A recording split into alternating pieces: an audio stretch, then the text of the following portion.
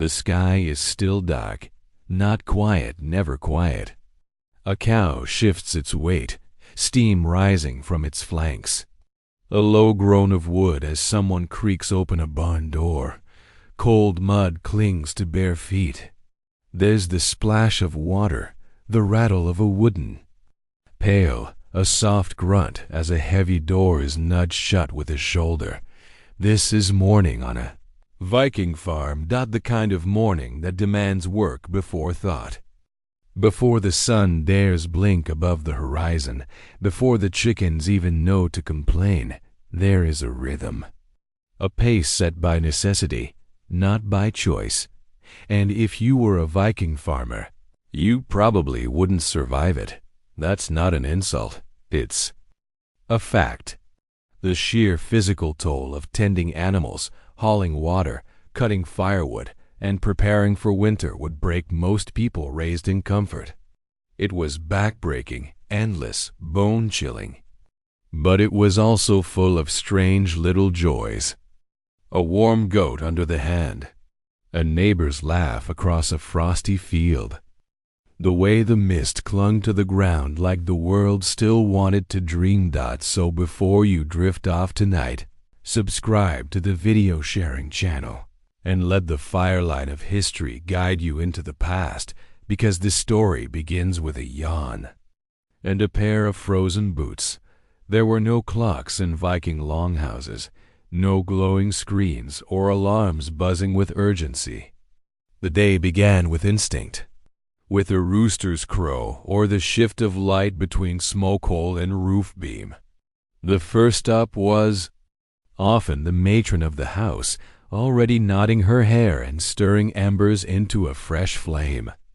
She'd send a child, if one hadn't, already stirred, to fetch water or check if the sheep had tipped the trough. Milking came first. The cows were precious and stubborn. Some mornings they'd kick the pail across the yard. Other mornings they'd stand still as statues, warm and humming. Milking wasn't just about breakfast, it was the start of a chain reaction. Cheese had to be curdled, butter had to be churned, waste had to be fed to pigs. And every step mattered, because winter always waited out in the barn. It smelled of hay and old wood and something else earthy, sour, alive. A low moan from the fell. Oxen, who knew before they were told that it was time to pull something heavy. These weren't just animals. They were co-workers, and they could be moody. Historians still debate whether Viking farmers truly named their favorite cows and pigs. Some sagas seem to suggest so. Others imply livestock was treated with utilitarian distance. But anyone who's scraped dung off a calf's hooves in the snow knows it's hard not to bond, and every farmer, whether in the fjords of Norway or the meadows of Iceland, had their own rhythm. The tasks never changed, but the order might. Some swore by cleaning the chicken coop before breakfast. Others said it was bad luck to enter the henhouse before sunrise. Superstition and survival were often twins in Viking life. A strange truth. Viking farmers often shared their homes with the animals. Not the whole barn, of course, but a corner. A stall. Enough space for warmth to pass between species on cold nights. Imagine waking up nose to nose with a goat, both of you blinking. In the gloom, firewood had to be chopped daily. The Norse were masters of efficiency with trees, using every scrap. Bark became kindling. Saplings turned into fence posts. Even old roots were dug out, dried, and burned. The dull thud of axe on stump echoed through sleepy valleys like a morning. Drumbeat, and breakfast. Porridge, almost always. Thick, chewy, barley-based. Sometimes oats. Occasionally, a rare drizzle of honey if bees had been generous. The taste? Nutty, gritty, comforting, like swallowing a warm stone. It kept bellies full until dusk. The odd thing was, despite the physical brutality of the lifestyle, many Viking farmers lived longer than you'd expect. They ate whole foods, worked every muscle, slept in total darkness. They didn't always survive disease or childbirth, but those who did often lived into their 60s or even 70s. Rare for the era, one historical account from the early 11th century written by a traveler from the south described his awe at the strength of peasant men who throw boulders for fun. He might have been exaggerating, or maybe not. Viking strength wasn't born in the battlefield. It was forged in frozen mornings like these. Now, not everything was grim and muddy. Children ran barefoot through the yard chasing chickens. Dogs barked at imaginary invaders. One joke passed from elder to child was that if the cow doesn't fart before noon, you'll have rain by dusk. No one knows where it came from. But it stuck. As the morning wore on, men would take to the fields. Women often followed with baskets. The lines between labor weren't as rigid as modern dailies might suggest. Everyone worked. Children carried tools. Grandparents told stories that doubled as instructions. One grandmother might call out, "Don't step where the frost still bites, or the soil will sleep angry."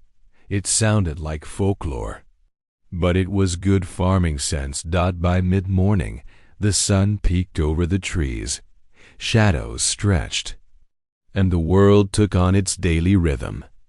The clatter of wooden wheels, the grunt of tired oxen, the smell of sour milk and sweet hay. Everything had a place. Even chaos. The Viking calendar was tied to nature. Sun, moon, stars, and storms decided what got done and when.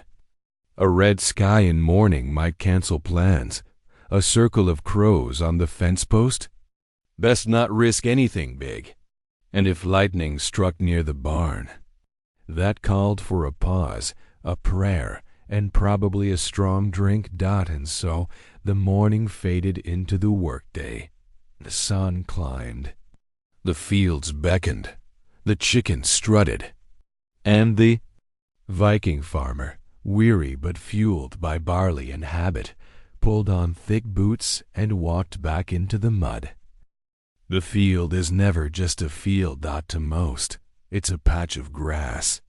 To a Viking farmer, it's memory, survival, promise, and punishment. That soft-looking dirt, it's been turned by hand for generations, dug with tools so basic they'd make a modern gardener weep. This land holds every harvest and every hunger. And today, it needs planting. Planting season wasn't just a time of year. It was a force that ruled the calendar. Everything revolved around it. And the most important crop? Barley. Tough, reliable barley. Oats came close, rye in some regions, and wheat if you were lucky or wealthy. But barley was the backbone. Beer, bread, porridge, it all started with those little grains. As spring thawed the soil, Viking families woke earlier, worked longer, and slept harder. The plow came out, usually a simple wooden frame dragged by oxen or a horse. If you were poor, you pulled it yourself. And yes, some did. Imagine the cold mud slapping your knees as you tug a wooden spike through stubborn earth. You laugh, but that was Tuesday. Historians still debate whether Viking communities used shared plowing teams or kept labor strictly within the family. Some sagas hint at communal effort. Others paint a more isolated picture. The truth, like the soil, is likely mixed. And here's a little oddity for you. Viking farmers believed in plowing songs.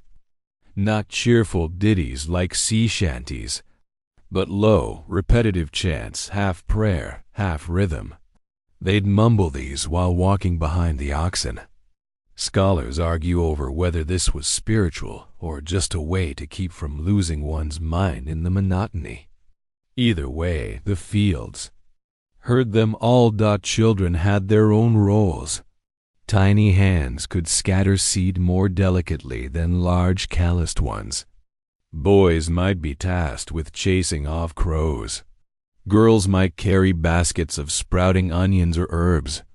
But don't mistake this for simplicity. One wrong move could ruin a season's crop. Farms varied by region.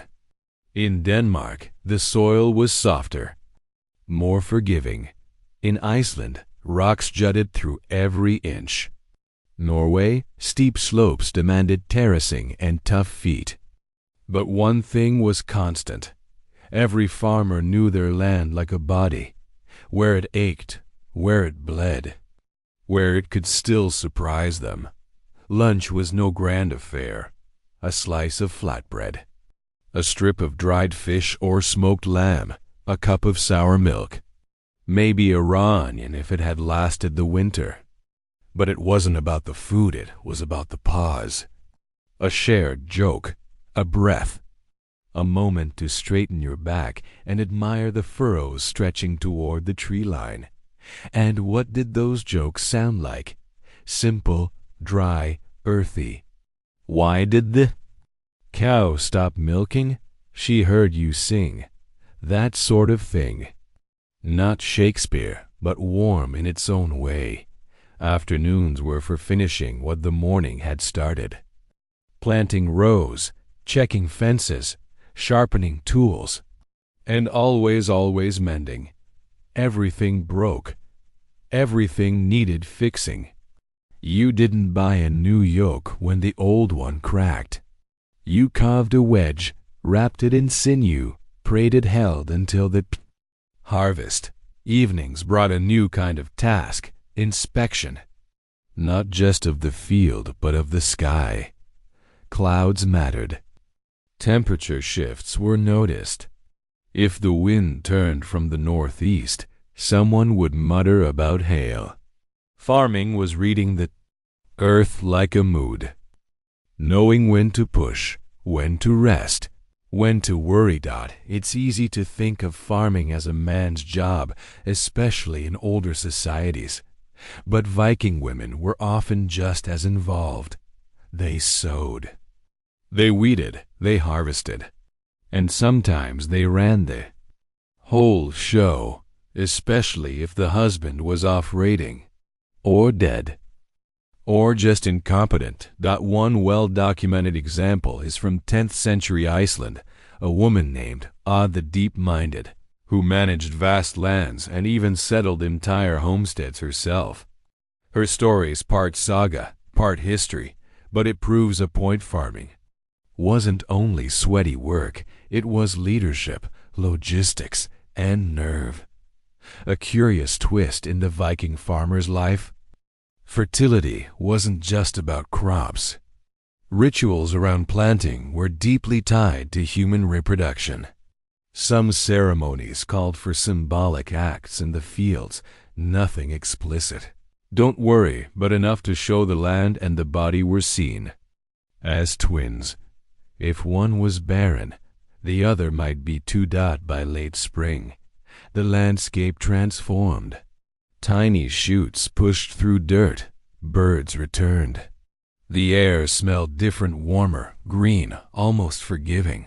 Farmers walked the edges of their land like sentinels, inspecting growth with the care of a parent watching a sleeping child. And then there were neighbors. Farms weren't totally isolated. In many regions, clusters of homes created loose-knit communities. People borrowed tools, shared news, exchanged bread, and occasionally borrowed oxen, though that was a trust not easily granted. If your neighbor's ox died in the field, whose fault was it?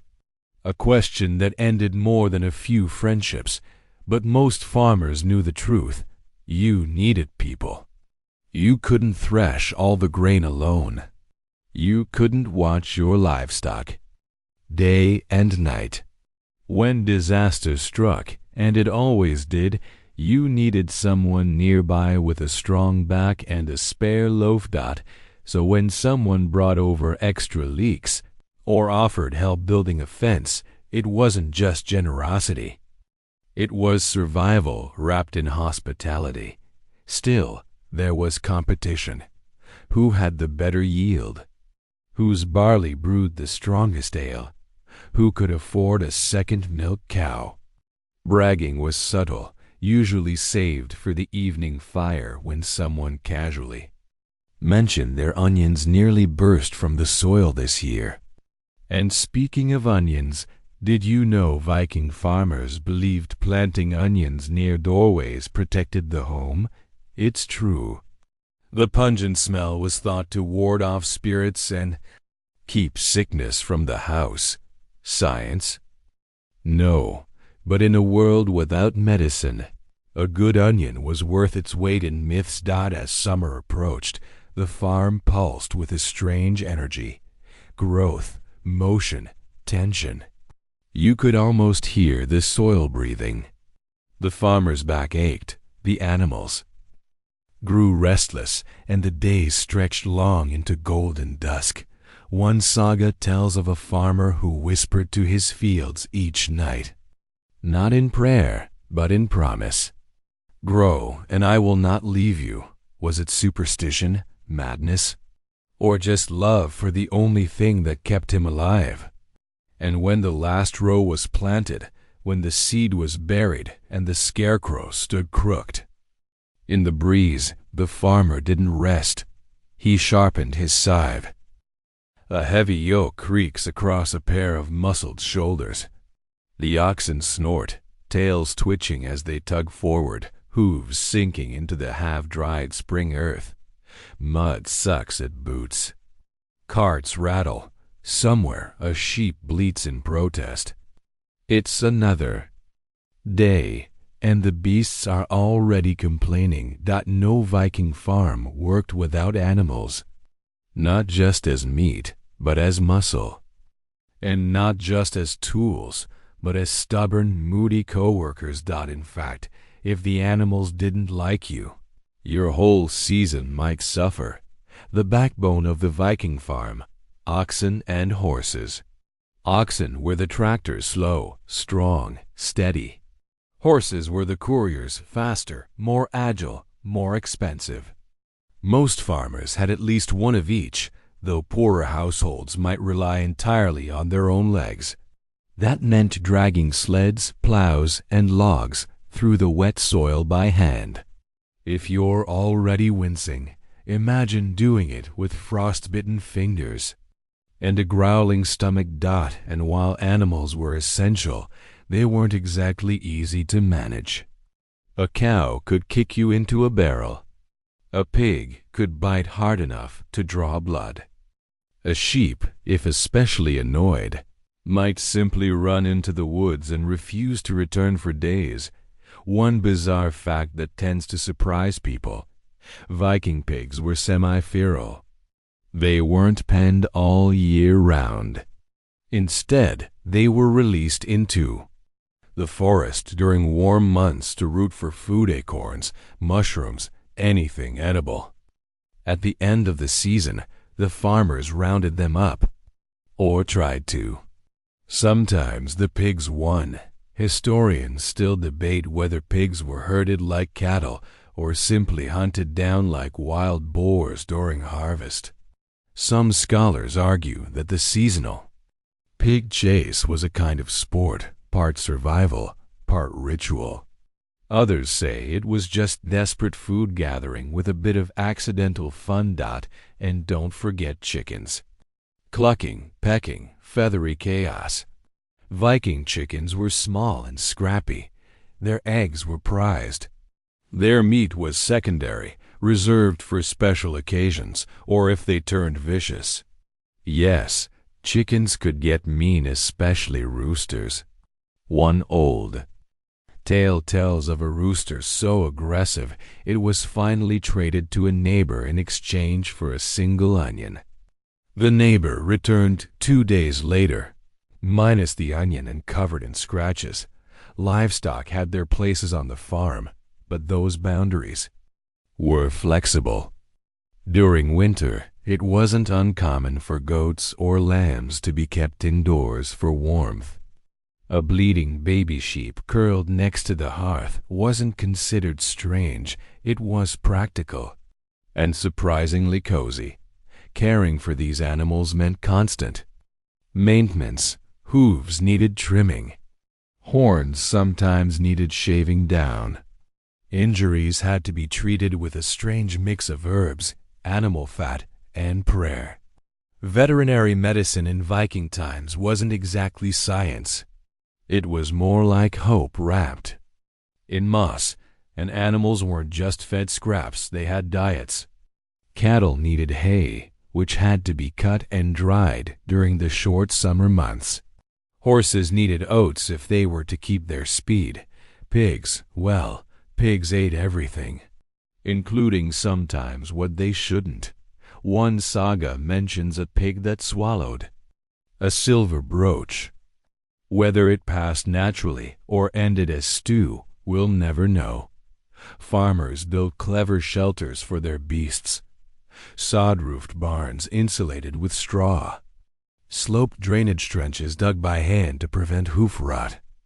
One surviving Viking farm site in Sweden shows evidence of a carefully divided barn with sections for cattle, hay storage, and human sleeping quarters all under one roof. This wasn't luxury. It was survival engineering. And let's not forget dogs. Every Viking farm had at least one. They weren't pampered, but they weren't unloved. They guarded, herded, barked at strangers, and occasionally stole food off tables. Cats were there too, less for companionship, more for mice. But they earned their place. Sometimes a bond formed far deeper than utility. One grave uncovered in Norway held a woman buried with a horse's bridle and the bones of her dog. A quiet testament to love not just for people, but for animals who shared the hard work. Farm animals played into the spiritual world too. Horses were considered sacred in many communities, tied to fertility, war, and prophecy. Some rituals involved leading a horse around the boundary of a farm to bless it. Others were darker, involving sacrifice during famines or funerals. Those moments were rare but powerful, wrapped in foggy silence and the smell of smoke. One strange belief: if a cow lay down and faced north on a Monday, it meant snow within 3 days. Farmers watched these signs closely, not because they believed in magic, but because sometimes those signs worked. Superstition, in Viking life, was just another form of observation dressed in poetry. Afternoons were spent repairing pens, untangling rope, cleaning troughs, and moving animals between pastures. It was loud, messy, and occasionally absurd. Imagine trying to guide a stubborn ram through a narrow gate while your toddler throws onions at it from the fence post. Normal. And there was always the risk of predators. Wolves, yes, but also lynx, eagles, and thieves. Viking farms weren't guarded by walls. They relied on vigilance, strong dogs, and a tightly knit community. If someone's sheep went missing, everyone looked. Not just because of kindness, because yours could be next, and don't be fooled by the rustic charm. Viking farmers could be fiercely proud of their animals. A well-fed ox with a glossy coat was a status symbol. A horse with strong legs and a bold spirit might be worth more than a boat. Breeding was done carefully. Traits were passed down. It wasn't random, It was protogenetics, Viking style. Still, life with animals meant life with smells. Strong. One's barnyard air was thick with manure, wet fur, fermented feed, and the occasional whiff of smoke. Some visitors described it as unbearable. Others found it comforting.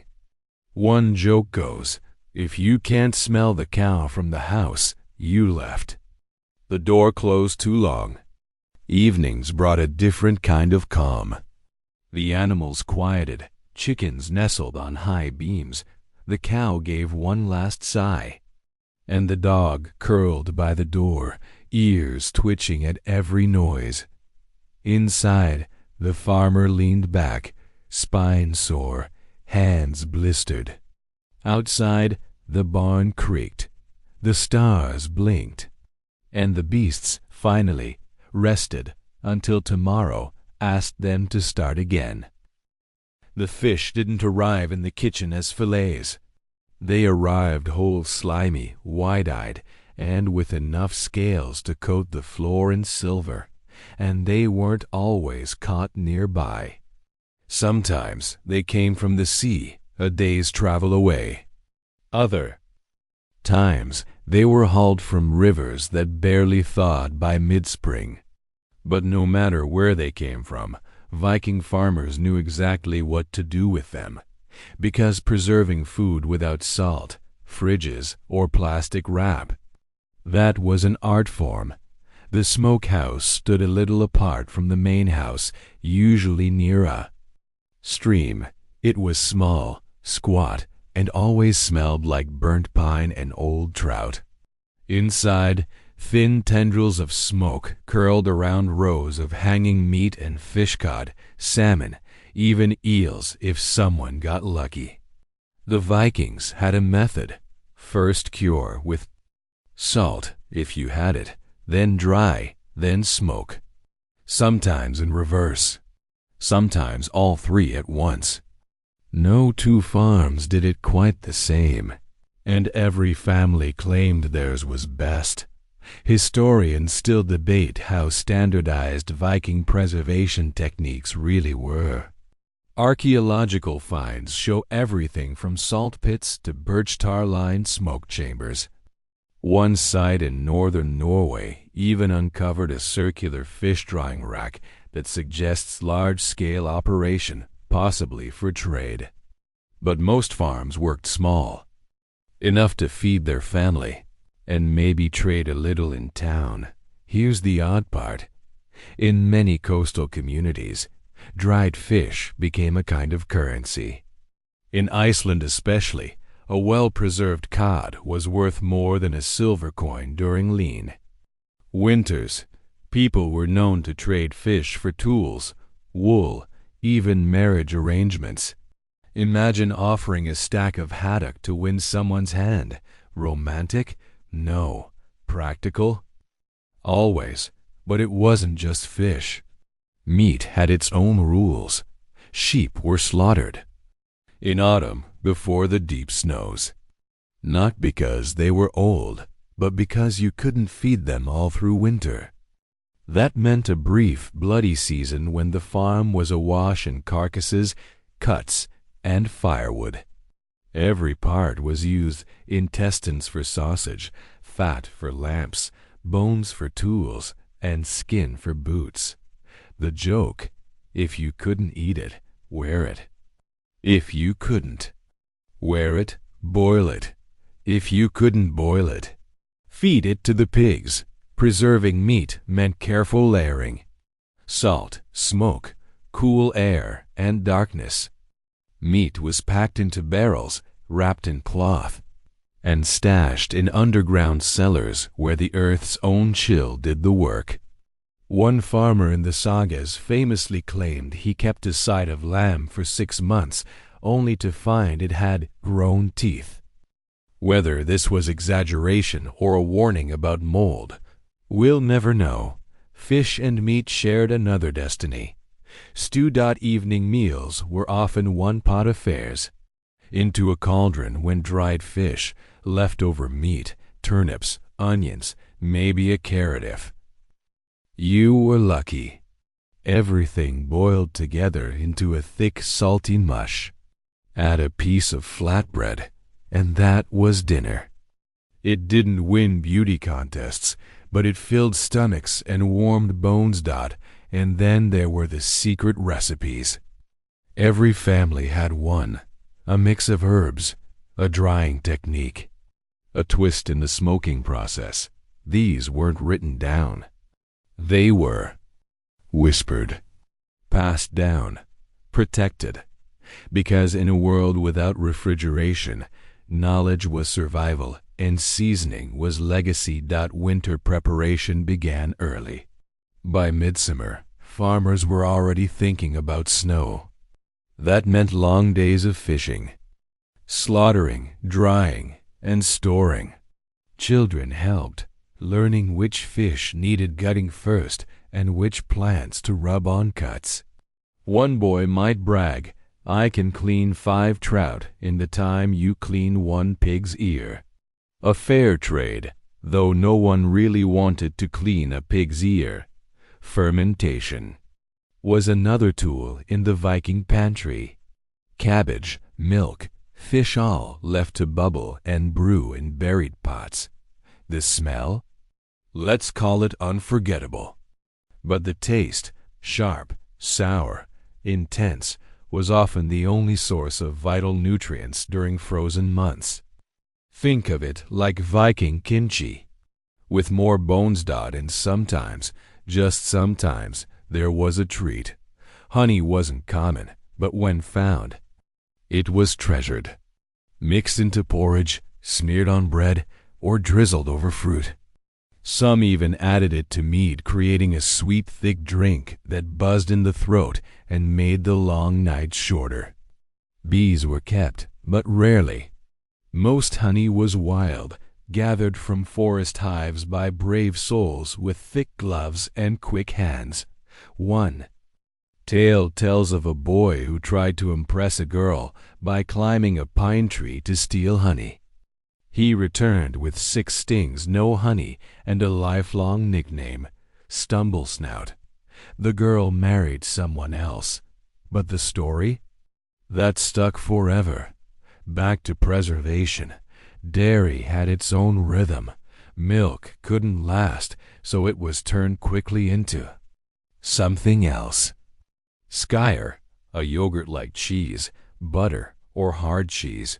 Butter was stored in barrels, sometimes underground. Cheese hung from rafters in muslin sacks, drying in the slow wind. If it hardened too much, it was grated into stew. Nothing was wasted. Nothing. And here's where things got clever. Viking farms often organized communal preservation days, especially in small villages. Everyone brought meat. Everyone helped. Fires burned all day. Smoke billowed into the sky. Like a beacon, songs were sung. Arguments were settled. New jokes were invented. "Don't trust a man whose cheese doesn't squeak" became an actual saying. No one really knew what it meant, but it was repeated anyway. These days served another purpose: trade. If your fish was particularly oily, or your mutton especially tender, someone might offer wool, tools, or even their help in next season's planting. These microeconomies were vital, because no one could survive winter alone, not even the strongest farmer. And when winter finally came hard and sudden, it wasn't the firewood that saved you. It was the barrel in the corner, the one filled with smoked trout wrapped in moss. And hope. The one someone had salted in spring, when the fields were still soft and the pigs still fat. The one no one had touched for months. Until now.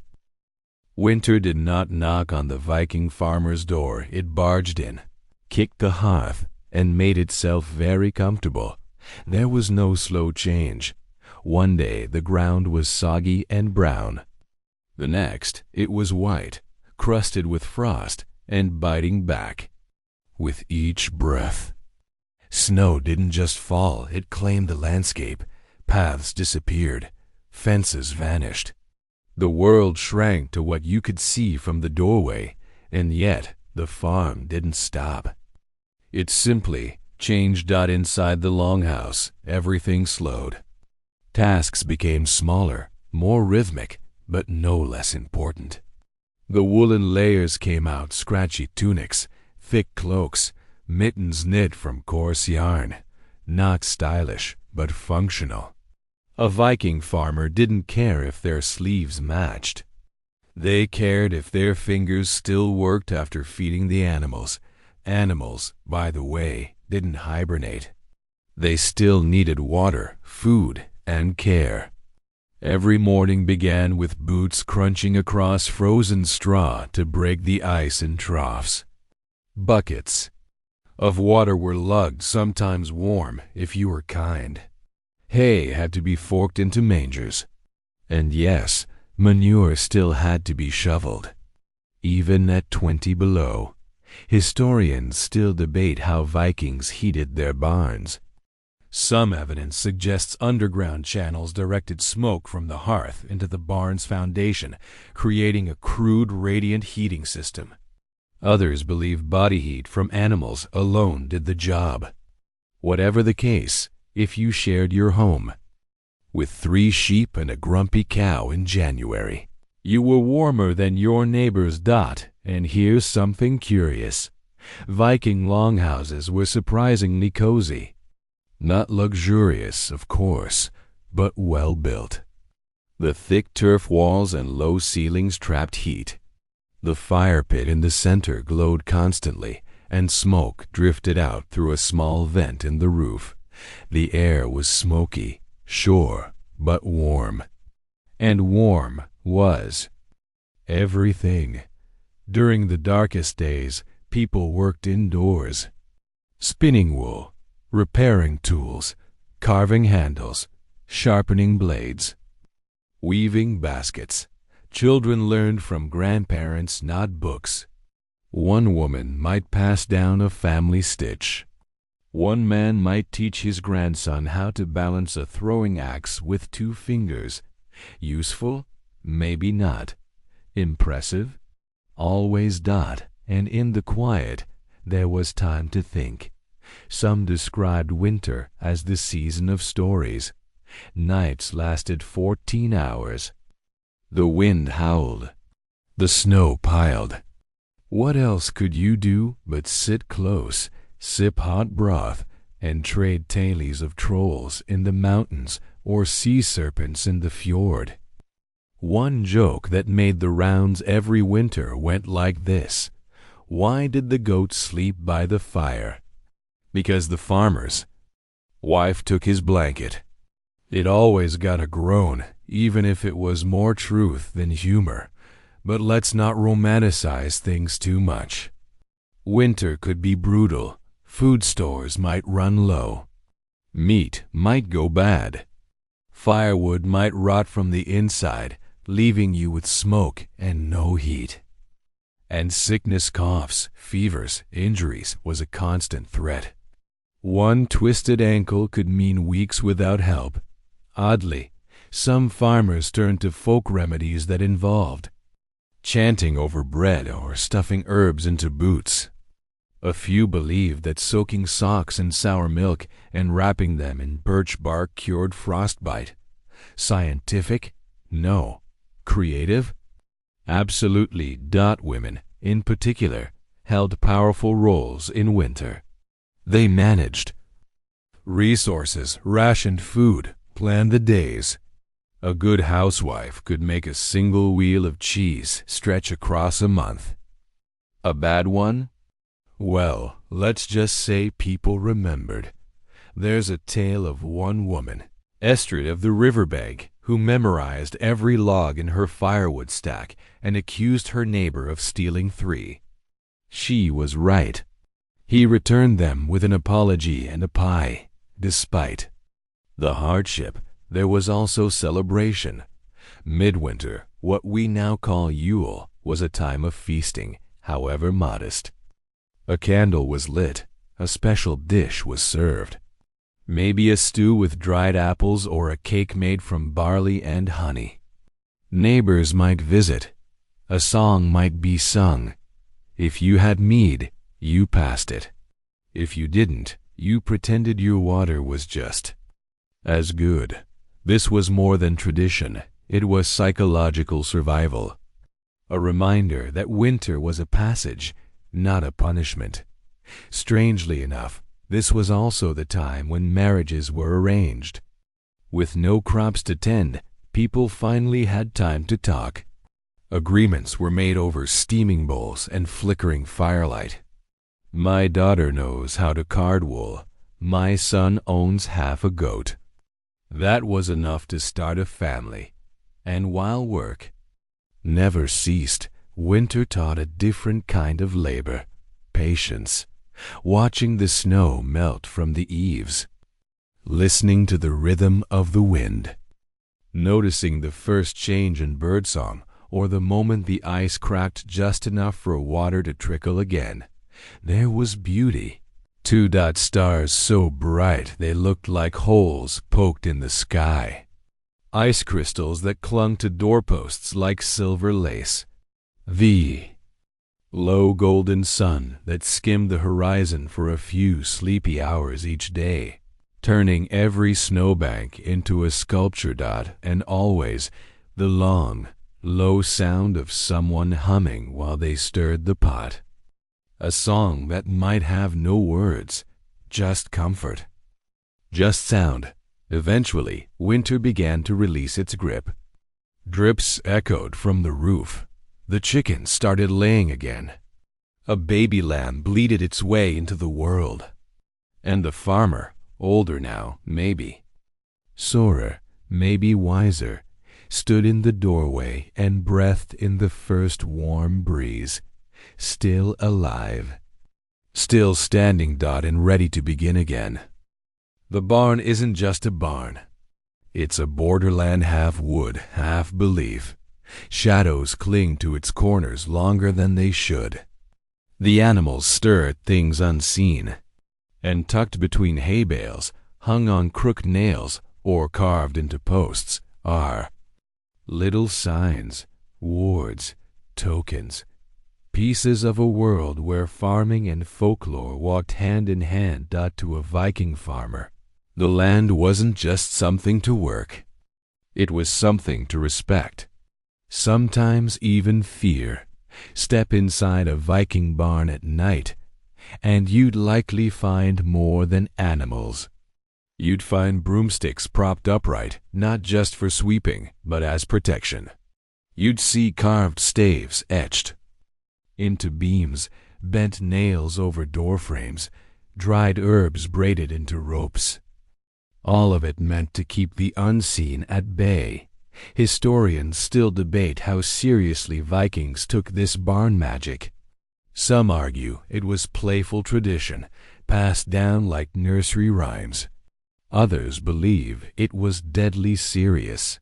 When your life depended on a good lambing season or your ox surviving winter, you'd try anything, even if it meant whispering to the rafters.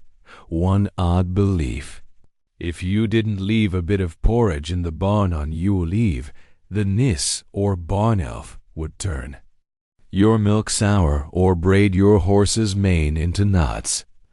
A harmless prank, maybe, but what if the horse went lame? What if the cow stopped milking? People talked. People remembered. Folk beliefs weren't just decoration.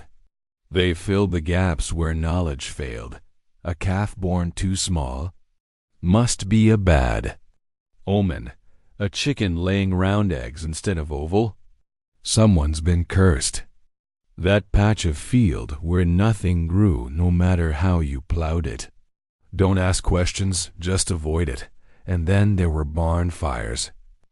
Too many barns burned down in the night, without lightning, without wind. Some blamed careless embers. Others muttered about Draugr restless spirits, jealous and hungry. Whether real or imagined, the fear left its mark. Charms were buried at foundations. Ashes were swept in circles. One farmer reportedly sang to his barn door every solstice. No one laughed. The daily rhythm of the barn held its own strange poetry. Morning started with a whisper literally. Farmers often greeted their animals with soft words, not out of affection, but to avoid startling whatever else might be listening. Better to say hello to a ghost than ignore it. At midday, tools were never leaned against the doorframe. It was bad luck. Everyone knew someone whose plow broke after doing that, and you never ever whistled in the barn. That was like ringing a dinner bell for spirits. Evening brought chores and caution. Lanterns had to be lit carefully. The flame protected you, but also revealed things you might not want to see. If a shadow moved the wrong way, no one talked about it. They just worked faster. Children grew up with these stories. They learned that the barn wasn't a place for games. It was a working space, a sacred space, a space with rules. Step wrong, say the wrong thing, and the whole herd might fall sick. That was the line between myth and muscle, one you didn't want to cross. Wives had their own traditions. A sprig of juniper tied above the door. A silver needle stuck in the threshold. Some would whisper blessings over the salt lick or draw symbols in spilled grain. And if a birth went wrong, animal or human, they'd sweep the corners of the barn before blaming the midwife. Not all was gloom and doom. There was humor in the strange, too. One joke from the Orkney Islands tells of a farmer whose barn elf was lazy, only stealing half a chicken at a time. He couldn't lift the whole thing, poor spirit, they'd laugh. Still, no one dared test it. The barn was also a place of secrets. Not just charms, but choices. A young man might sneak out to carve his initials into the beam next to his loves. A woman might stash extra food near the pig pen for a neighbor's child. Some even say decisions about raids or marriages were whispered in the shadows, between stalls where no elder could overhear. And amid all this, real history happened. Archaeological digs in Scandinavia have uncovered ceremonial objects buried in barns, beads, bones, even rusted knives wrapped in wool. These weren't lost items. They were placed deliberately. Maybe for protection. Maybe as offerings. Maybe both. Even legal codes acknowledged the barn as special. In some regions, harming an animal inside a barn carried double penalties. It wasn't just theft. It was sacrilege. What's fascinating is how long these beliefs endured. Long after Christianity spread across the north, farmers still tied red ribbons to their cows' horns or buried iron under their thresholds. Old habits didn't die. They just got rebranded. By the hearth, elders told tales of animals who spoke at midnight, of horses who could smell lies, of sheep who walked into barns and vanished. Whether true or not didn't matter. The point was that the barn had rules. The farm had boundaries. And between seed and scythe, there was a world you couldn't see, but had to respect. One woman, remembered only as Thora of the 3 stones, was said to keep 3 painted rocks near her barn's north post. When asked why, she'd say, "One keeps the cold out, one keeps the dark out, and the third, he keeps the rest company." People chuckled, but they never touched those stones. So if you ever find yourself wandering a Viking farm at twilight, and you hear a rustle from the hayloft, don't be so quick to blame the wind. Maybe it's just a squirrel. Maybe. Rain begins to fall on the thatched roof, a soft rhythm tapping against the timber like distant footsteps. Inside, the hearth glows low, casting orange light on the soot-dark walls. A wooden spindle spins slowly in practiced hands. This isn't just idle work, it's survival. Every thread, every woven pattern holds the weight of winter. Viking women didn't merely keep the home. They armed it. Textiles were more than clothing in Norse society. They were currency. A well-woven sail could launch a ship. A tightly spun thread could mend a wound, swaddle a newborn, or serve as a wedding gift. Some sagas even describe a woman's weaving room with the same reverence as a warrior's forge, and the work never stopped. From sunup to sundown, Viking women especially, on farms spun wool, dyed fabric, and wove tunics, cloaks, and tapestries. But behind this endless labor lay complex knowledge of plants, patterns, seasons, and even stars. Flax had to be harvested just as it flowered, or it'd turn brittle. Wool needed cleaning in snowmelt, not warm water, or it shrank. Dyes were mixed like potions, madder root for red, woad for blue, weld for yellow, and when the colors bled wrong, it wasn't just ruined cloth, it was wasted value. The warp-weighted loom stood tall and imposing, often leaning against a wall for stability. Threads dangled like a curtain of possibility. Weaving required rhythm, memory, and strength. Unlike modern fabric, Viking cloth was dense, durable, made for wind and sea. Jokes still survive from the sagas, mocking the tedium. A spinner's revenge is to strangle you slowly with thread. Not a bad threat, considering some women wove death into legend. One chilling tale tells of the Valkyries weaving a tapestry of battle, using intestines for thread, skulls as weights, and swords for shuttles. It's myth, of course. But when you stare long enough at a Viking loom, it's hard not to wonder where reality ends. An unusual fact from archaeological finds. Textile tools were often buried with women, even in high-status graves. Some graves included tablets for card weaving, iron shears, and dyed yarn samples. One even held a spindle whorl carved from amber far too precious to use daily. Was it ceremonial, decorative? Historians still debate whether these items signaled a woman's power in life, or her role in death. And power is the right word. Unlike in many parts of medieval Europe, Norse women could own land, manage farms, and wield authority, especially when husbands went raiding or died. The term husfreyja, meaning house lady, wasn't symbolic. It was legal. She could issue commands, settle disputes, even hire or dismiss laborers. Some women became legendary for it. The deep-minded, a 9th-century settler in Iceland, not only built her own ship but claimed land, organized her household, and led a community. Her farm became a hub, and her descendants shaped Icelandic law.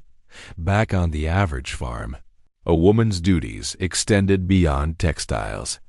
She managed dairy, brewed ale, and preserved food through salting, drying, and fermenting. These weren't just chores, they were chemistry.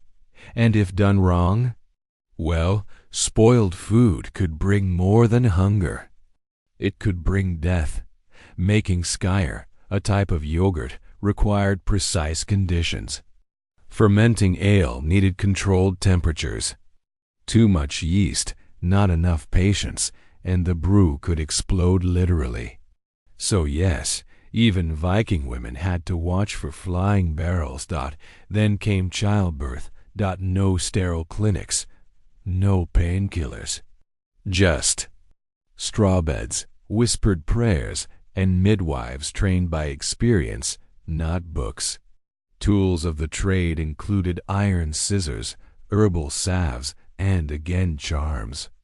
One rune-inscribed stone, found in a Danish barn, is believed to have aided labor. How? No one knows. Maybe it worked. Maybe it didn't. But it gave hope. Still, the birthing room was both sacred and terrifying. Infant mortality was high. Mothers sometimes died. Some families prepared grave goods in advance, just in case. And yet, life went on. Children were swaddled in wool, baptized in water, or named during the first full moon. Girls learned to spin by age 6. Boys started feeding animals around the same time. Every stitch, every step was part of preparing the next generation to farm, survive. Remember, at the heart of it all stood the longhouse, the Viking version of a farmhouse. It wasn't just a home. It was a factory, a nursery, a community center. Families, workers, animals, and sometimes even guests all slept under the same roof. Imagine waking up to a goat chewing your cloak. Normal. Women organized this chaos with quiet authority. The placement of beds, firewood, food stores, it all followed her logic, her rhythm. Even the ashes from the hearth were swept with intent. Some believed scattering ash in a spiral around the threshold could protect against bad luck. Another charm. Another layer of old belief woven into daily habit. And yet, Viking women weren't trapped indoors. They attended assemblies, participated in trade, and occasionally joined expeditions. Some were shield maidens, though historians still debate whether these warrior women were common or mythic exaggeration. The truth likely lies somewhere between. A curious twist. Runestones, often used to commemorate male warriors, sometimes honored women. One such stone reads, "She was the most skilled weaver." Not a boast about battle, but about craft. Respect came in many forms. As night deepens on the Viking farm, the woman of the house hangs a lantern. Not just for light, for symbolism, a beacon of care. A signal that, despite the winds outside, the center holds. She lays down her spindle, brushes her hands clean.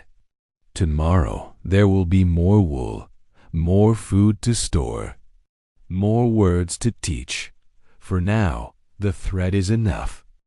A low fog clings to the fields before dawn, blurring the lines between land and sky. Somewhere in the distance, a rooster crows. But the Viking farmer is already awake because the animals are waiting. Always waiting. Life on a Norse farm revolved around livestock as much as crops. Cows, sheep, goats, pigs, and chickens weren't just assets. They were constant companions, noisemakers, and sometimes problems with horns. Managing animals wasn't as simple as tossing feed and walking away. Cows needed milking twice a day. Goats had to be herded across shifting terrain. And pigs, the pigs had a habit of getting into places they didn't belong, like the cabbage patch or the house. Still, each animal played its role. Cows gave milk, yes, but also leather and dung for fuel. Sheep meant wool, meat, and lanolin. Goats were nimble and hardy, especially valuable in rocky coastal areas. Pigs were the garbage disposal of the farm. And chickens? Eggs, meat, and the occasional surprise alarm at 3 in the morning. Jokes were common about the chaos. A Viking with 3 pigs is a farmer. A Viking with 3 pigs inside his house is just tired. It's not recorded in the sagas, but it probably should be. Feeding animals through the long Scandinavian winters took planning. Hay had to be cut, dried, and stored in vast quantities during summer. If a storm hit early or the hay rotted, livestock could starve and the family might not be far behind. This led to tough decisions. Sometimes, herds were culled before winter to avoid feeding too many mouths. Not out of cruelty, but survival. One Icelandic farm record from the 11th century notes that up to half the pigs were slaughtered before the snow fell. A harsh choice, but practical. Historians still debate whether such decisions were communal or personal. Some believe villages coordinated slaughter to share resources. Others argue each farm operated as its own isolated fortress of logistics. The truth likely varied by region. Beyond livestock, Viking farms were deeply integrated into the surrounding ecosystem. Fields weren't just square plots. They were carved out of forests, sometimes bordered by low stone walls or simple wooden fences. Drainage ditches had to be maintained, tree lines trimmed. If left untended, the land would reclaim its own. And then there were the bees. Yes, Viking farms kept bees. Honey was prized not just for sweetness, but for mead-fermented honey wine. It was both a celebratory drink and a preserved food. Beekeeping required careful handling, timing, and a lot of patience.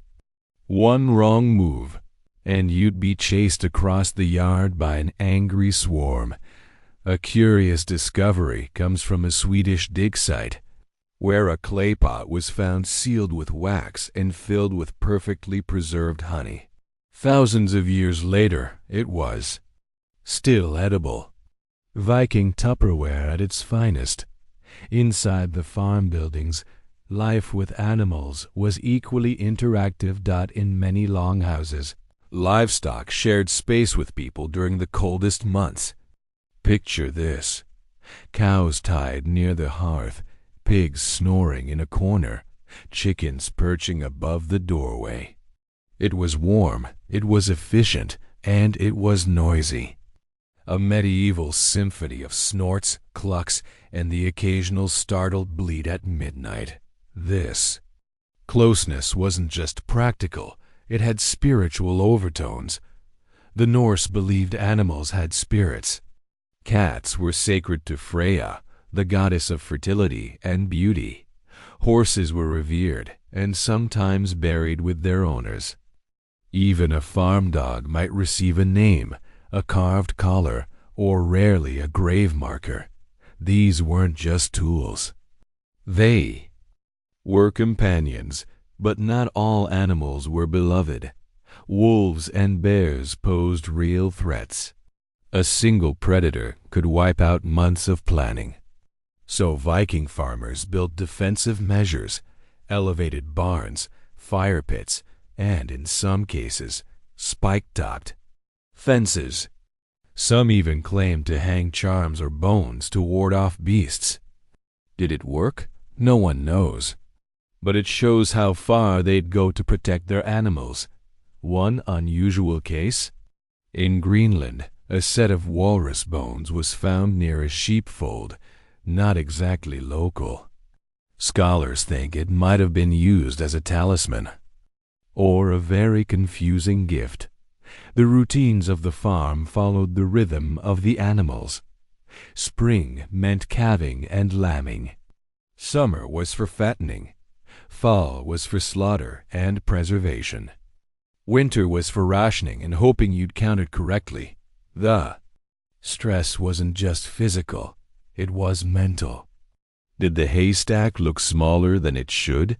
Did that Away limp yesterday? Was that fox track fresh? Viking farmers had to balance paranoia with patience. And sometimes humor helped. There's a story likely apocryphal, of a farmer who taught his goat to butt on command. When tax collectors came, he'd simply say, "Oh, he doesn't like strangers," and wait.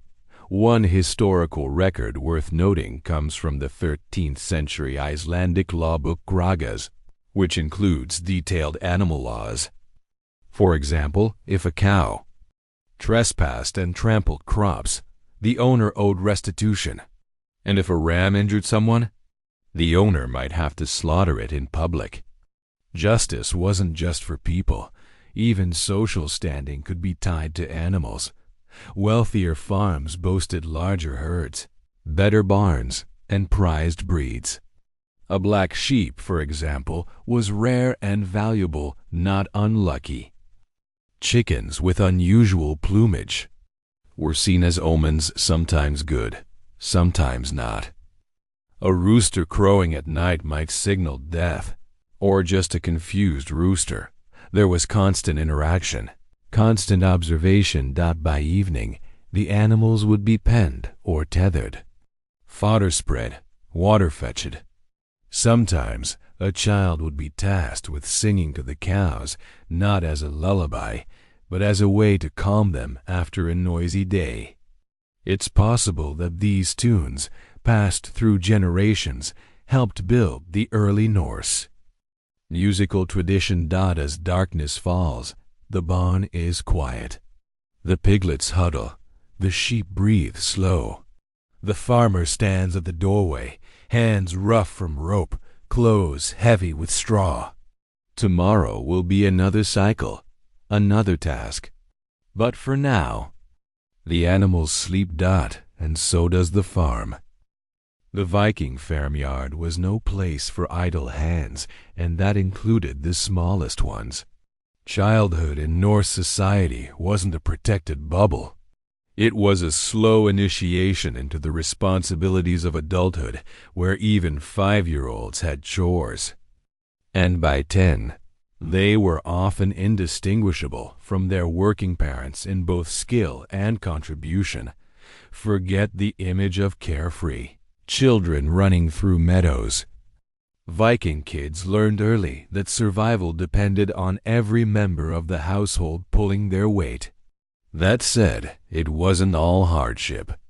Their days were a blend of duty, learning, mischief, and, when time allowed, play. Mornings for Viking children started early, very early. They'd often assist their mothers with small tasks, gathering eggs from under hens, fetching water from nearby streams, or sweeping the dirt floors with bundles of heather. These jobs weren't symbolic, they were crucial. Eggs meant protein, water meant life, and clean floors kept disease at bay. Boys, as they grew, were gradually folded into the outdoor world of farming. They helped herd goats, carried bundles of hay, and learned to distinguish between wheat ready to thresh and crops that needed time. By the age of 12, most farm boys could harness a plow ox, gut a fish, and patch a fence. In many ways they were already small men, just without the beard. Girls weren't idle either. In fact, they might have had it tougher. By age 10 or 11, many girls could spin wool, weave linen, cook a stew, and tend to younger siblings, all while keeping watch on the fire that must never go out. If the hearth went cold, restarting it without flint was difficult and dangerous. Tools weren't kept out of reach. They were introduced carefully and deliberately. A dull knife might be given to a boy of 6, a spindle and distaff to a girl of 8. Mishandling tools wasn't punished with scolding, but with correction and, if needed, a stern lesson about consequences. After all, a careless hand could mean a lost finger, or worse. Despite their responsibilities, children did play. Archaeologists have uncovered small carved toys made from bone and wood, miniature boats, tiny swords, even spinning tops. One find in Denmark included a whalebone rattle likely made for a baby. These artifacts tell us that, even in a culture so focused on survival, affection and joy weren't lost. Some of the most fascinating insights into childhood come from burial sites. In Norway, a 10-year-old boy was found buried with a small axe and a hunting knife tools, not toys. Another grave in Sweden contained a young girl laid to rest with a comb, beads, and a spindle whorl. These weren't trinkets. They were emblems of identity and roles already fulfilled, even in youth. Oral tradition played a central role in a child's education. Around the hearth, stories were told not just of gods and heroes, but of ancestors, seasons, and warnings. A tale about a lazy boy who didn't bring in the goats before nightfall might carry more weight than any rule book. Lessons were woven into narrative, passed from lips to ears across generations. Children learned to listen, to watch, to imitate. A daughter might follow her mother's hands as she kneaded dough, learning without being formally taught. A son would mimic his father tying knots or sharpening a blade. It was a culture of apprenticeship, lifelong, immersive, and always in motion. The line between education and work was blurred. There were no formal schools on Viking farms, but literacy did exist among the elite and often among traders and priests. Runes were carved into wood, bone, and stone. Some children might learn to read the Futhark alphabet, but most education came through observation and repetition. Discipline was not foreign. Misbehavior could be met with a cuff on the ear or a punishment suited to the task, perhaps fetching firewood in the rain or missing supper. But affection was real too. Parents took pride in skilled children. A well-made piece of weaving or a cleverly caught rabbit might be shown off to neighbors. Praise was a currency, as valuable as coin. In a world without much silver, clothing for children was practical. Woolen tunics, linen undergarments, cloaks fastened with small brooches, shoes made of hide, often passed down from sibling to sibling. There was little room for vanity. Warmth and durability mattered more than appearance. As children neared adolescence, gender roles solidified further. Boys began training with weapon spears, axes, round shields. Not necessarily for war, but for protection. Every Viking was expected to defend their home if needed. Girls, meanwhile, took on greater responsibility in managing food stores, fermentation, and cloth production skills that kept households running. But not all children remained on the farm. Some were fostered to other families. A common Norse practice to strengthen alliances and spread skills. A son might be sent to an uncle in a neighboring village to learn a different trade. A daughter might live with a wealthier cousin to improve her marriage prospects. These arrangements were social contracts, often built on mutual respect and obligation. And then there were the grim realities. Infant mortality was high. Illness, accidents, and famine claimed many young lives. Bones of children with signs of rickets, malnutrition, and old injuries tell stories of lives cut short or barely survived. A broken leg poorly set, a tooth abscess turned fatal. There were no antibiotics, no air visits. Sometimes hope was the only medicine, but resilience was bred young. A Viking child who reached adolescence was usually tough, skilled, and well-versed in the rhythms of life and death. They had seen animals born, butchered, and buried. They had watched crops sprout, fail, and flourish. They had listened to the old songs and added their own verses, and sometimes they became the storytellers. Sitting by the fire, one might hear a boy retell the saga of Sigurd slaying Fafnir, but with a twist. Perhaps the dragon had a limp, or maybe the treasure included a particularly fine goat. It was in these moments that Viking childhood came alive, not just as labor, but as legacy. Because every adult farmer, every weaver, every sailor or raider had once been that child standing barefoot in the mud, watching the world and learning how to shape it. In the Viking world, power often wore an apron. While kings sailed longships and warriors forged legends, it was the women, particularly the farm wives, who ruled the land from the hearth outward. Behind every successful harvest, every warm meal, every managed household, stood a woman whose authority was often underestimated by outsiders, but rarely by the Vikings themselves. The Norse farm wife wasn't merely a housekeeper.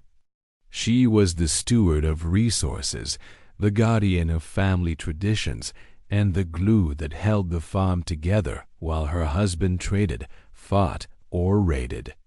In a time where survival depended on competence rather than ceremony, a woman's skills could mean the difference between prosperity and ruin. At the core of her power was the house key, a literal symbol of control. Many Viking women wore keys on their belts, often made of bronze or iron. These weren't ornamental. They unlocked chests, cupboards, pantries, and storerooms. In other words, access to food, fabric, tools, and valuables. A woman with keys controlled the logistics of daily life. The longhouse, though built by men, was managed by women. She decided how food was stored, how goods were distributed, how meals were prepared. She scheduled labor, ensured firewood was chopped, and oversaw seasonal preparations like salting meat or drying herbs. When the farm's men were away, she became the de facto leader, not just of the household, but sometimes of the entire homestead. She might handle disputes, trade goods at local markets, or hire workers during busy seasons. Far from passive, the Viking wife was often a decision-maker and negotiator, as sharp as any sword hanging above the hearth. But her influence wasn't only economic, it was also legal. Unlike many medieval European cultures, Viking society allowed women certain rights. A woman could inherit property. She could own land. She could divorce her husband if mistreated or neglected. In some cases, she could even reclaim her dowry. And if a woman was widowed, she often continued running the farm in her own name. These rights weren't just theoretical. They were backed by law, custom, and sagas. Take on the deep-minded, a legendary matriarch from the Icelandic sagas. After her son died, she took command of his household, arranged marriages, led settlers across the sea, and founded a dynasty. Her power wasn't wielded from a throne. It was forged in her ability to lead, plan, and survive. But leadership didn't always require drama. Most farmwives expressed their strength in subtler ways. Spinning and weaving, for example, were more than domestic arts. They were economic engines. Viking women produced woolen cloth, some of which was used as currency. A skilled weaver could clothe an entire household and trade the surplus for goods. Their looms dominated the back rooms of many longhouses, where rhythm and patience turned fleece into fabric, and fabric into wealth. Clothing was crafted layer by layer, linen undergarments from flax, wool tunics dyed with plant-based colors, cloaks fastened with decorative brooches. Women had to understand plant dyes, weather conditions, and spinning techniques. The work was constant, exacting, and critical. Then there was food preparation, a science in its own right. A farmwife oversaw the preservation of meats and fish through smoking, drying, salting, or fermenting. She fermented milk into skyr, a kind of yogurt, baked bread in clay ovens, brewed ale from barley and herbs, and carefully rationed stores. To last through harsh winters, nothing was wasted. Bones were boiled for broth. Leftover grains became animal feed. Animal fat was rendered for cooking or used in lamp oil. Farm wives knew how to stretch a slaughtered sheep into food, clothing, tools, and trade. Child rearing also fell under her care. She taught daughters the same skills she had mastered. She told stories, sang lullabies, nursed wounds, and explained the old gods as easily as she adjusted a stew pot or shooed chickens from the threshold. And yet, life wasn't always domestic. Some women took up arms.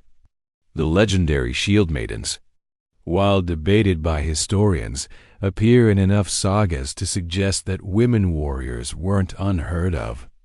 Burial sites containing female skeletons with weapons and battle injuries support the notion that, at least occasionally, women joined men in combat or defended homesteads when needed. Then there were the Volvas female seers and spiritual leaders. These women walked a line between respect and fear, performing rituals, casting spells, and interpreting dreams. While not always farm wives, they often emerged from rural communities, respected for their wisdom and believed to have deep connections to the divine. Socially, the Viking wife also held sway. She arranged feasts, brokered marriages, and hosted guests. A poorly managed household brought shame. A well-run one brought status. Visiting another farm, the woman of the house would inspect the guest's cloak, offer ale, and gauge their worth with a subtle eye. This wasn't manipulation, it was diplomacy. Marriages, too, were contracts of mutual benefit. While often arranged, many Viking sources show a surprising degree of negotiation, especially among free landowners. A woman might bring a dowry of livestock, tools, or land. The husband was expected to provide for her. If he failed through cruelty, infidelity, or laziness, she could take legal action or even leave him. Divorces did happen, and when they did, they were often surprisingly equitable. Property might be divided, children shared between kin groups, and dowries returned. Viking women weren't property. They were participants. Artifacts reinforced their presence. Brooches, keys, weaving tools, and combs are among the most common grave goods found in female burials. Some graves contain imported jewelry, indicating travel and trade. Others have scales and weights suggesting women may have conducted commerce in their own right. And the sagas, for all their swordplay, often revolve around women's choices. A farm wife might spark a blood feud with a whispered insult, or she might prevent one by offering hospitality. Her words, like her work, carried weight. By managing the farm, raising the children, and sustaining the community, she formed the bedrock of Viking society. When warriors returned from raids, it was to her fire, her food, and her judgment. And if they never returned, she carried on. To understand the Vikings is to recognize this balance of power, not just in axes and sails, but in bread loaves and spindle whorls. The farmwife was not a background character. She was the producer, the planner, and the quiet queen of the longhouse. In her world, everything was interconnected. The loom, the fields, the cradle, and the grave. And through it all, her hand steady, skilled, and seldom idle shaped the Viking Age from behind the scenes. One of the most overlooked elements of Viking society is how deeply religion was woven into everyday life, not just for warriors and kings, but for ordinary farmers, craftsmen, and especially the women who ran the homesteads. While the popular image of Norse religion conjures thunderous gods like Thor and blood-drenched sacrifices to Odin, the spiritual heart of Viking homes often beat to a quieter rhythm, and that rhythm was kept in large part by women. Unlike the centralized, male-dominated priesthoods of Christian Europe, Norse spirituality was local, intimate, and often matriarchal in practice. Sacred rites didn't just take place in great temples, they unfolded in kitchens, on hilltops, and at burial mounds, often under the guidance of a woman known as a volva. The volva, pronounced valva, was a Cirrus, a woman thought to possess the ability to commune with spirits, foretell the future, and manipulate fate. She was part priestess, part healer, part shaman, and though she lived on the margins of society, she was often summoned by chieftains, farmers, and even kings. When the stakes were high, her tools were simple yet powerful, a distaff or staff of prophecy, often ornately carved, animal bones, symbolic jewelry, sometimes a ceremonial cloak or headdress. These items weren't props, they were imbued with spiritual meaning and used in rituals, designed to enter trance states and seek knowledge from the unseen world. One of the most detailed descriptions of such a woman comes from the saga of Eric the Red, in which a Volva is invited to a feast during a hard winter in Greenland. She arrives dressed in dark blue robes adorned with gemstones, wearing cat-skin gloves and carrying a wand. She is treated with immense respect, offered a special seat, a sacred meal, and silence while she works. Her job? To tell the people whether the famine would end and if their settlement would survive. This wasn't superstition, it was strategy. In a time when farming success relied on weather, soil, and fate, people sought insight wherever they could find it. And more often than not, they looked to a woman. But spiritual authority didn't belong only to the vulva. Many Viking women, especially older matriarchs, performed rites at home. They made offerings to household gods known as landvetter, protective spirits of the land. They honored Dizir, ancestral female spirits believed to guide and guard the family line. And during the midwinter festival of Yule, it was often women who lit the sacred fires and carried on the traditions of their mothers and grandmothers. These practices were passed down orally, woman to woman. They included seasonal customs like setting aside the first grain of harvest for the gods or tying symbolic knots into clothing for protection. They whispered spells while baking bread. They placed protective amulets beneath cradles.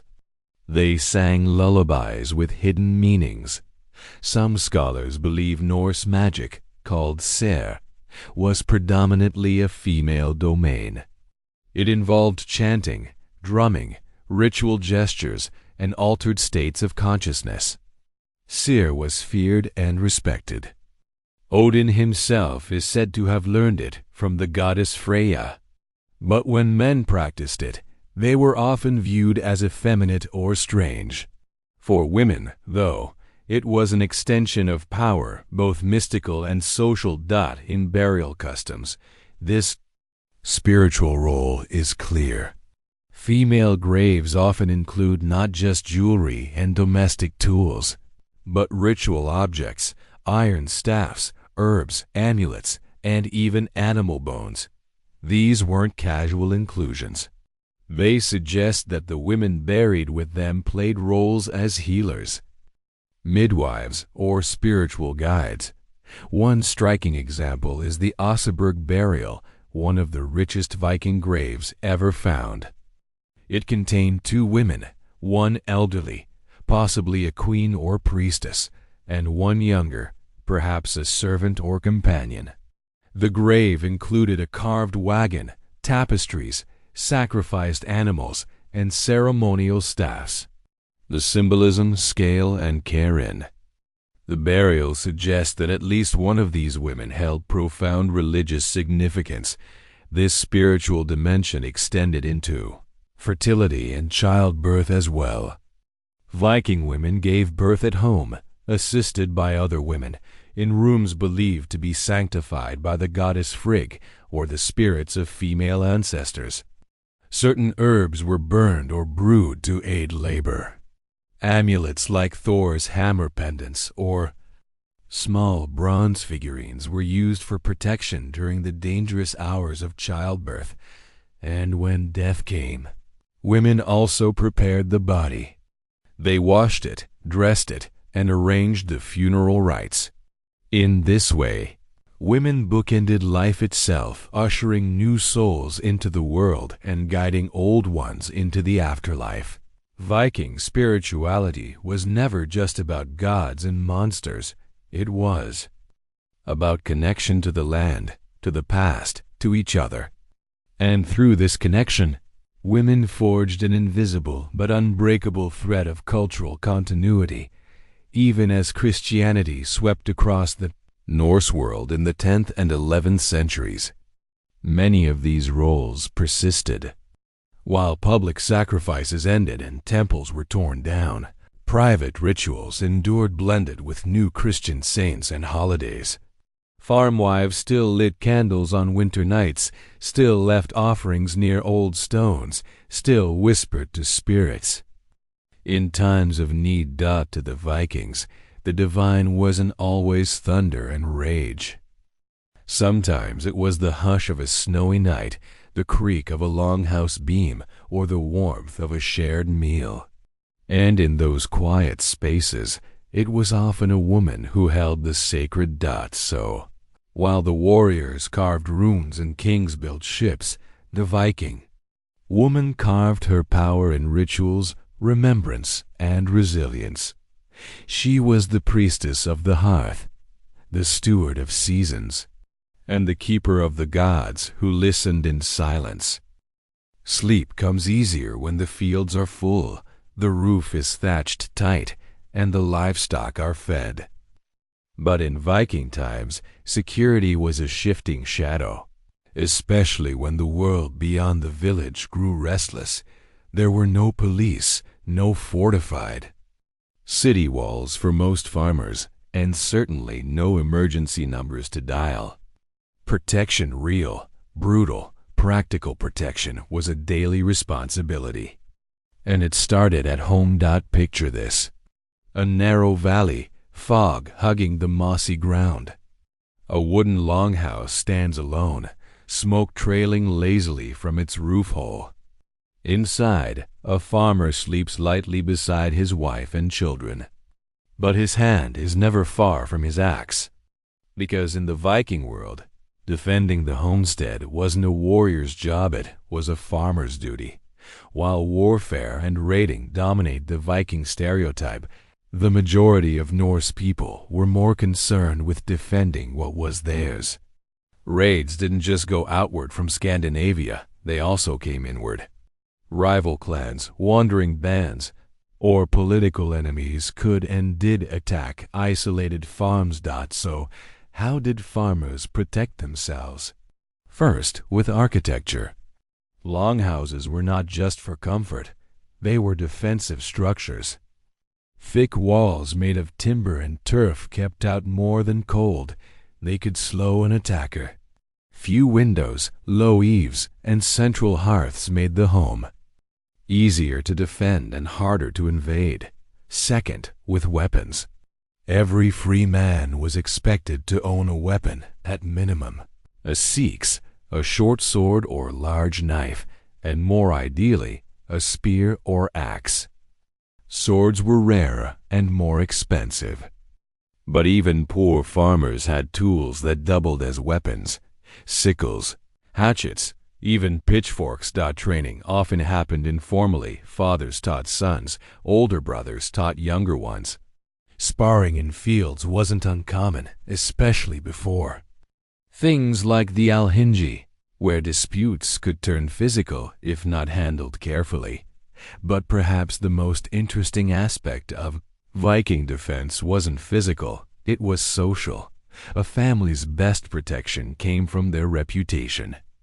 If a man was known as generous, brave, and supported by powerful kin, he was less likely to be attacked. Insults weren't taken lightly, and a dishonor could ignite a blood feud.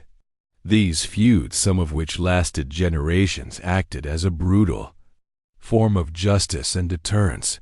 Historians still debate whether Viking society had any kind of formal police system. Some argue that localized assemblies, called things, acted as legal courts and enforced law. Others believe justice was entirely personal, carried out through vengeance or compensation. What's clear is that every family needed allies. This led to a complex system of mutual protection. Marriage wasn't just about love, it was about alliances. Friendships could mean the difference between life and death. A man with no friends or kin was called fjanlaus, literally friendless, a dangerous and vulnerable position.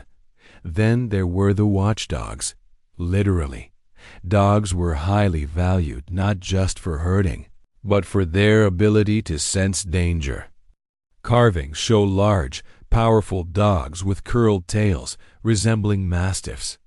A good dog could give precious seconds of warning, or even hold an attacker at bay. And let's not forget the alarm systems of the era. Geese.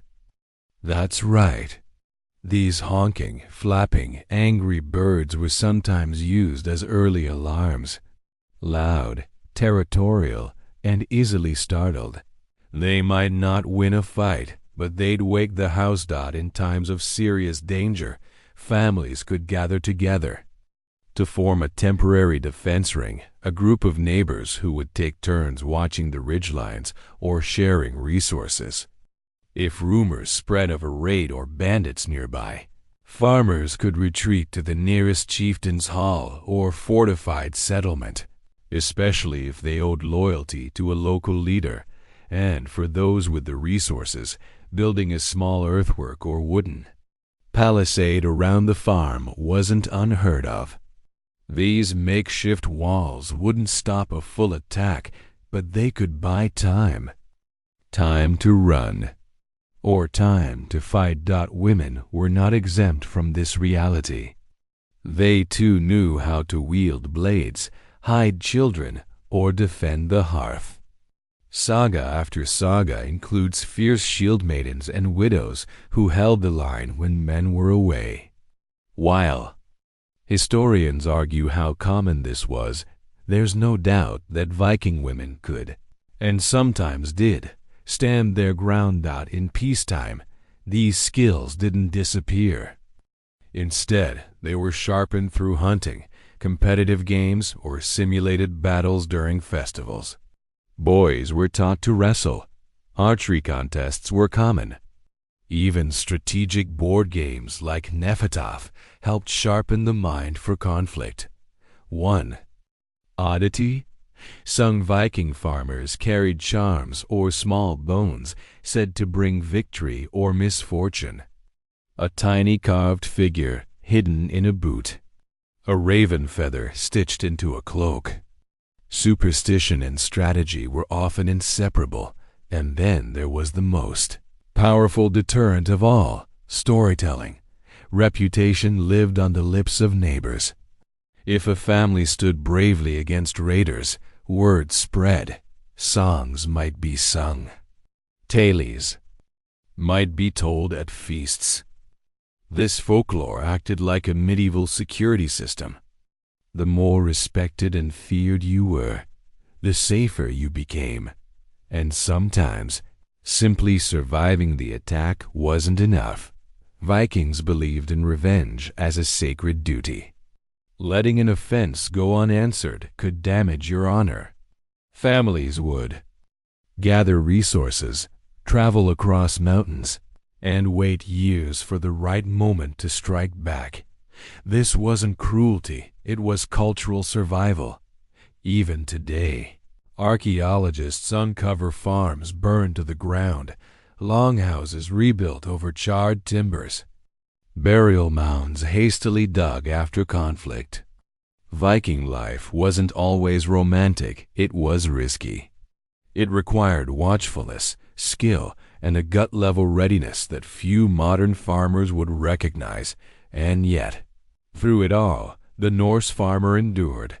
He tilled his land, raised his sheep, and drank his mead with one eye on the horizon. He sharpened his axe, not just for wood, but for wolves, or worse. And when the cold wind howled through the fjords, he stayed by the fire, listening for anything out of place. Because in the Viking world, peace was a pause, never a promise. By spring, the days lengthened. Snow retreated from the hills, rivers thawed, and green returned to the valleys. For the Viking farmer, this was the season of hope and preparation. But beneath the hum of planting and mending, another rhythm pulsed, ancient and dangerous. It was raiding season. The Northmen didn't set out to become pirates or conquerors. But the sea was always calling, and when the fields allowed, some farmers answered. These men weren't full-time warriors. They were landowners, blacksmiths, craftsmen, ordinary people with swords. In truth, most Viking raids weren't driven by bloodlust. They were born of necessity, poor land, growing families, and ambition. A farmer with 2 sons knew his plot couldn't feed them all, so one would inherit. The other? He'd have to make his own fortune, often by sea. So, what did this mean for the farms? It meant for weeks or even months, fields were left in the hands of women, children, and the elderly. The image of the Viking raider only tells half the story. The people who kept things going in his absence deserved the other half. The wife became head of the household, and this wasn't symbolic. Norse women had real authority. She managed supplies, bartered at market, decided when to slaughter animals, and oversaw workers. If a fight broke out on her land, she had full legal right to defend it. And she wasn't alone. Communities rallied together. One farm might lend oxen to another or help repair a neighbor's barn. With many men gone, survival depended on mutual support and quiet resilience. Meanwhile, the raiders didn't always live up to the legends. Not every voyage returned with gold. Some were shipwrecked, others were defeated, and some simply disappeared, swallowed by sea or sword. But when they did return, the stories they brought: a silver cross from a church in Lindisfarne, spices from the markets of Francia, strange textiles dyed with colors no Norse woman had ever seen. These items weren't just trophies. They were economic lifelines. Some farms expanded because of raid profits, new tools, extra land, even slaves, though this dark reality is often softened in modern retellings. In truth, Viking farms could grow quickly if a raider returned successful, bringing not just gold but human labor. Slaves or thralls were put to work in barns, kitchens, or fields. They had no legal rights and could be bought, sold, or inherited like livestock. This, too, was a part of Viking farming, and it created an awkward duality. The same hand that planted wheat might also swing a sword, but the line between farmer and warrior wasn't blurry, it was non-existent. Viking culture didn't separate the two. In fact, many saw the raiding voyage as a kind of pilgrimage, a test of manhood, bravery, and fortune. Saga texts even suggest that staying home year after year was a bit shameful. A man was expected to test his strength, seek honor abroad, and then return to tend his land. He wasn't abandoning farming, he was enhancing his reputation. This cycle, plant, plunder, return, wove itself into the fabric of Viking life.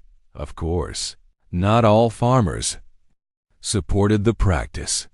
Some feared retaliation. Christian kingdoms, angry at years of raids, sent their own warriors north. Monasteries weren't the only places burned. Viking farms could become targets too. Choosing to raid wasn't without risk. And some communities opted out entirely, focusing on trade, fishing, or craftsmanship instead. But for many, especially those in poor inland regions or coastal settlements, it was the best way to level the playing field. Imagine the scene. A longhouse emptied of its men. A woman instructs two thralls to mend fishing nets. Her teenage daughter watches the sheep on the high slope, spear in hand. An older uncle checks the traps near the river, grumbling about his aching knee. And over the next hill, a column of ships vanishes into the sea mist, each one rowed by farmers turned raiders, chasing stories of gold. Back at home, life continues. The cows still need milking. The roof still leaks. Children still bicker over chores. And yet, every evening, eyes turn to the sea. Will they return? If so, will they come back richer, wiser, wounded? Or not at all? When they do return, the reunion is quiet. Viking men weren't known for sentimental speeches, but gifts are offered. Tales are told.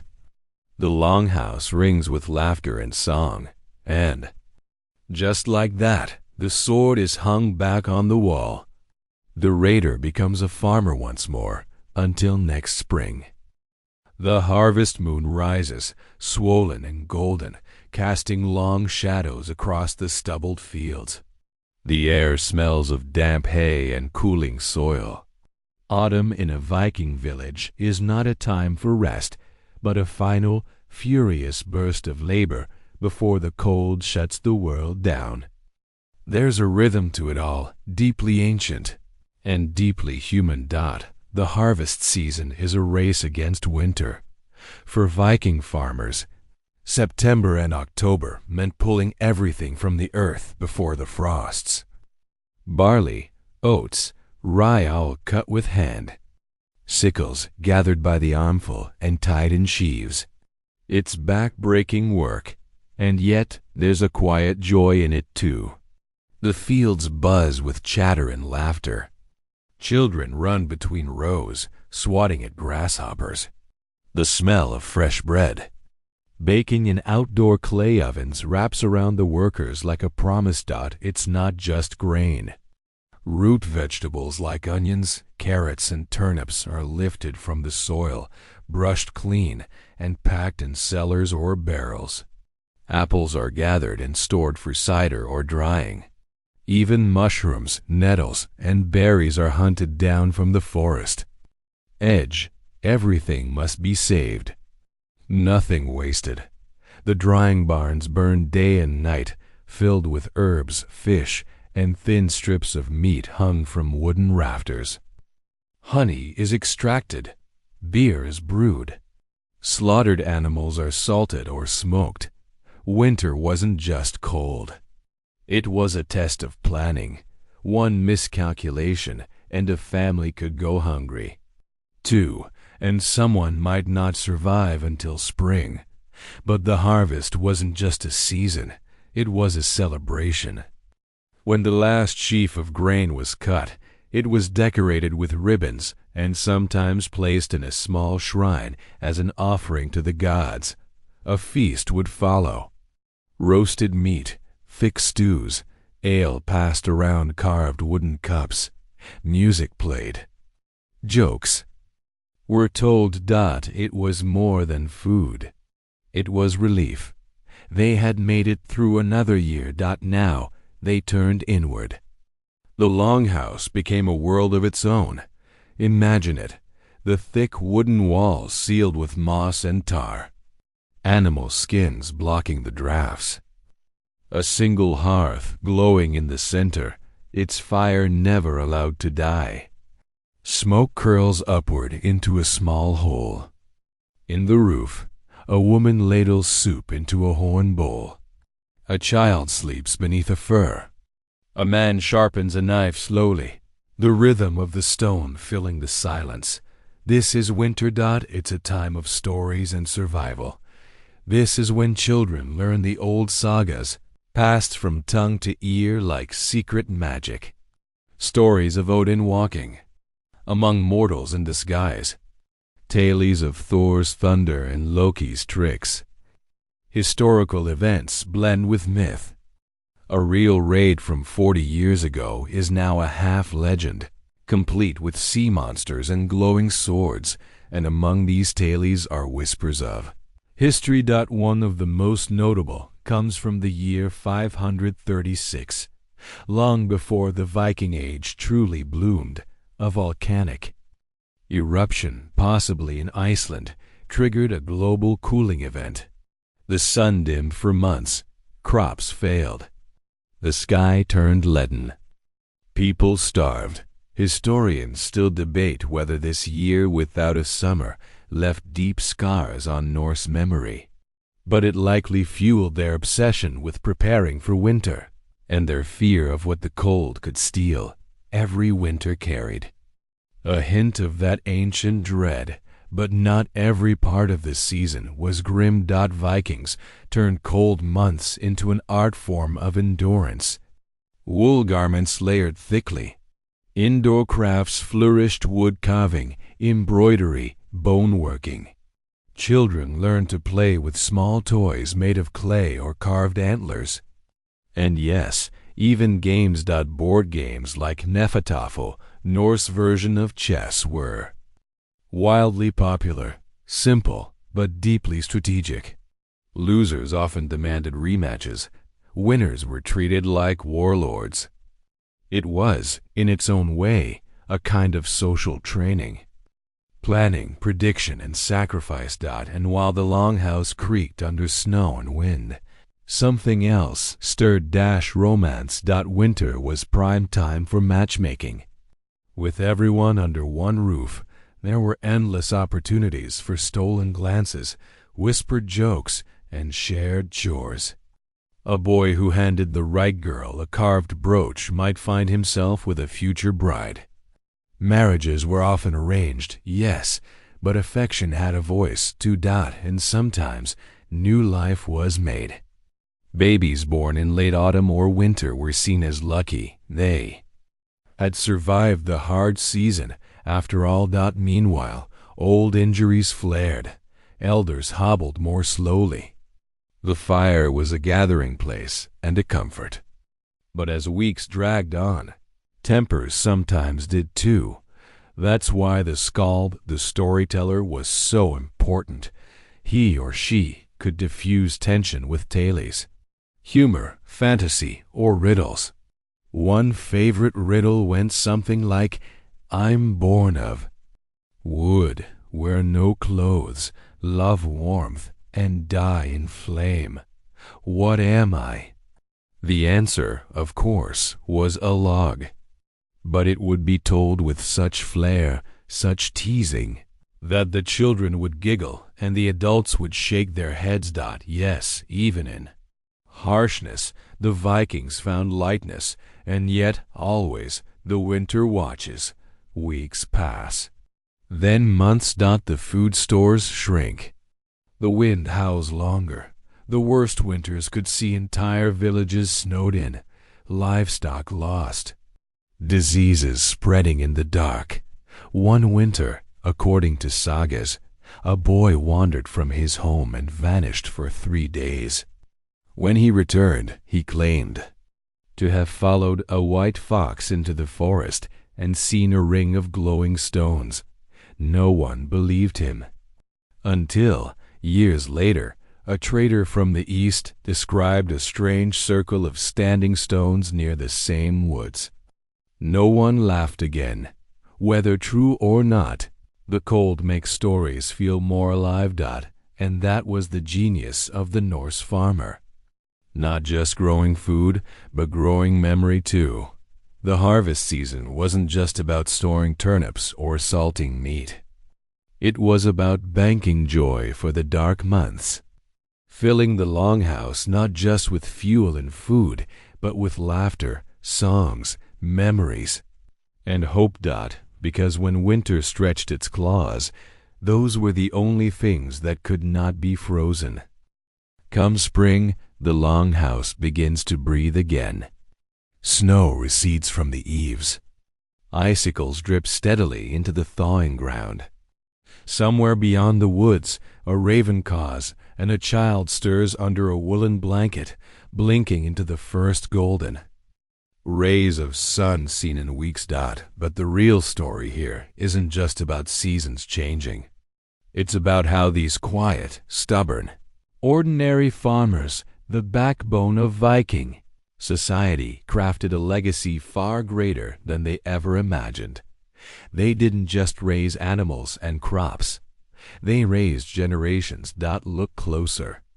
Behind the Viking swords, beyond the thunderous raids and glorious deaths sung in sagas, there is the plowed field. There is the patient hand mending a tunic by firelight. There is the man who left for war and the woman who planted his seeds, both literal and symbolic, while he was away. Most Viking raids, funded by surplus from farms. Most feasts and alliances, born from rural hospitality. Most warriors, raised in barns before they sailed in longships. Without the farmer, there is no raider. Without the hearth, there is no hall of Valhalla. Yet, for centuries, the role of the Norse farmer was dismissed as simple or dull, a background character in someone else's saga. But modern archaeology tells a different story. At places like Borg in northern Norway, researchers have unearthed enormous longhouses, some stretching 80 meters long. These weren't the homes of mere subsistence peasants. These were centers of power, wealth, and influence. Farmers, yes, but also chieftains, judges, poets, traders. And everywhere you dig fragments of everyday brilliance. Spindle whorls, wooden skis, carved combs, a child's toy boat, a lost game piece from a Nefatov board, a rusted iron plowshare. Each one whispers the same truth. They lived, they hoped, they shaped the world. Their stories weren't always sung with drums and lutes. Sometimes they were muttered between mouthfuls of porridge. Sometimes they were carved in runes on a doorway beam. Sometimes they were buried with a man in a simple grave overlooking the fjord. And still, they echo. In Iceland today, you can walk into turf-roofed farmhouses that haven't changed in shape since the Viking Age. Children still help on sheep farms. Old women still spin wool by hand. The language they speak, almost unchanged. A Viking, transported through time, would still understand most of it. In a sense, the story never ended. It just grew quieter, but the saga of the Viking farmer is more than nostalgia. It's a reminder that strength isn't only in swords, but in soil. That legacy isn't always loud but steady. That the hands planting barley may feed heroes yet unborn, and that somewhere, deep in the Icelandic twilight, farmer still walks the same path his ancestors once did, boots crunching in old snow, breath clouding an ancient cold. Not for glory, not for song, but because it must be done. And when the winds die down, and the fire crackles low, and the world turns once more to sleep, the land remembers. So next time you hear the word Viking, don't just picture the helmet and the axe. Picture the woman kneading dough in a warm kitchen, the boy feeding goats in the snow, the man stacking firewood by moonlight. That too is the North. That too is history. And that, perhaps more than any battle or conquest, is why the Norse world endures.